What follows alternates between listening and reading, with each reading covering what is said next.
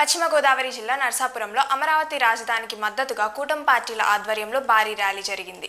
ప్రభుత్వ విప్ బొమ్మిడి నాయకర్ ఆధ్వర్యంలో పంజా సెంటర్ నుంచి బస్టాండ్ వరకు ర్యాలీ కొనసాగగా ప్రజలు భారీగా పాల్గొన్నారు. ఈ సందర్భంగా బొమ్మిడి నాయకర్ మాట్లాడుతూ అమరావతి దేశంలోనే అద్భుత రాజధానిగా అవతరిస్తుందని తెలిపారు. ప్రజలంతా రాజధానిని స్వాగతిస్తుంటే వైసీపీ మాత్రం ప్రజలను తప్పుదోవ పట్టిస్తోందని విమర్శించారు. రాష్ట్ర అభివృద్ధి వైఎస్ జగన్మోహన్ రెడ్డికి ఇష్టం లేదని మండిపడ్డారు.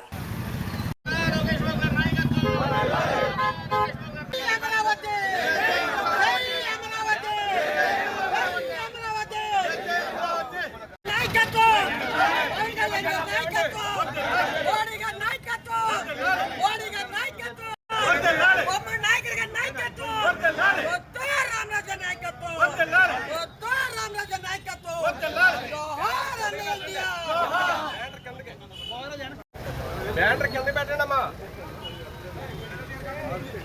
జై అమరావతి, జై అమరావతి, జై అమరావతి, జై అమరావతి.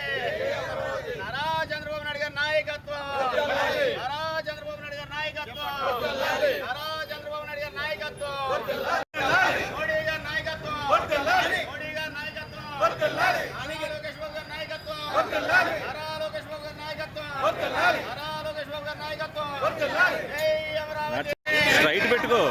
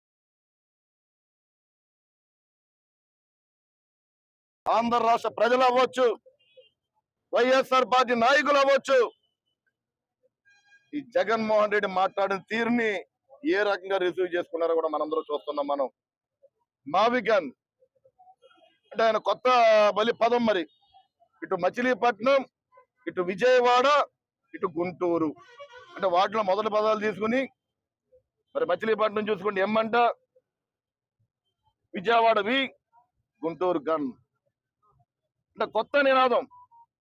అంటే ఈ మూడు చోట్ల రాజధాని పెడితే గనక అతనికి ఆమోదితంగా మరి మాట్లాడుతున్నారు.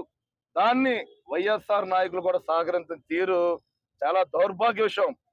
నేను ఒకటే అడుగుతున్నాను, జగన్మోహన్ రెడ్డి అవ్వచ్చు, వైఎస్ఆర్ పార్టీ నాయకులు అవ్వచ్చు, నీకు ఏదైతే ఈ అమరావతి మీద చిత్తశుద్ధి ఉంటే గనక ఆ రోజున 3 రాజధానులు అన్నావు నువ్వు. మరి ఆ రోజున ఎందుకు రాలేదు నీకు మావిగా? నీకు ఆ రోజున ఎందుకు చేయలేకపోయావు రాజధాని? ఈ ప్రాంతాల అభివృద్ధి ఎందుకు చేయలేకపోయావు నువ్వు?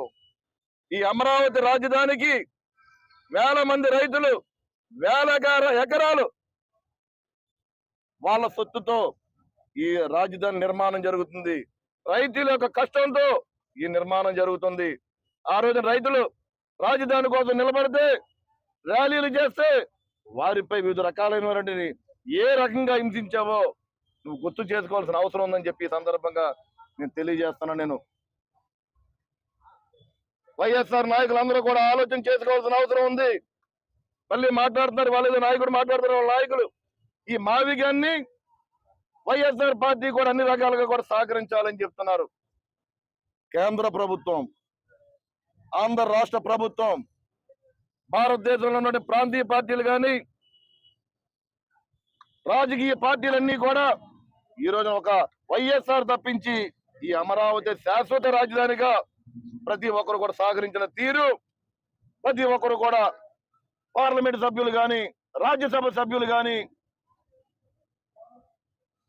124 మంది ఎమ్మెల్యేలు గాని దీనికి ఆమోదం తెలియజేయడం.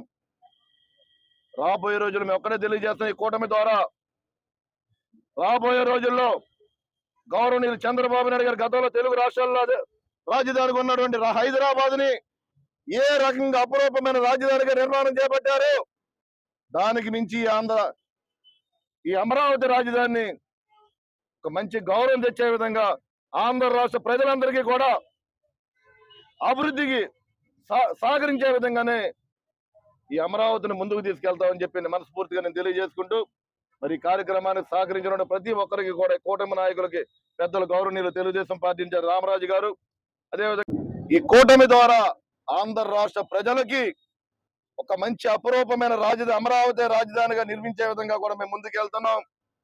మరి రాబోయే రోజుల్లో పోలవరం కూడా కట్టించి ఆంధ్ర రాష్ట్ర ప్రజలందరికీ కూడా ఒక త్రాగునీరు విషయం కానీ, సాగునీరు విషయంలో కూడా ఎక్కడ కూడా ఇబ్బంది లేకుండా చేసి పెడతాం. మరి యువతరానికి అన్ని రకాలుగా ఉండే విధంగా ఇండస్ట్రీస్ అవ్వచ్చు, ఉద్యోగ నియామకాలు అవ్వచ్చు, వివిధ రకాలుగా అందరికీ కూడా సహకరించే విధంగా కూటమి ప్రభుత్వం వెళ్తుంది. రైతులని ఆదుకునే విధంగానే మేము ముందుకు వెళ్తున్నాం. ప్రతి ఒక్క బడుగు బలహీన వర్గ ప్రజల్ని కూడా రక్షించుకునే విధంగానే మా కూటమి ప్రభుత్వం ముందుకెళ్తుందని చెప్పి ఈ సందర్భంగా మేము తెలియజేస్తున్నాను. నేను తప్పనిసరిగా ఈ కార్యక్రమాన్ని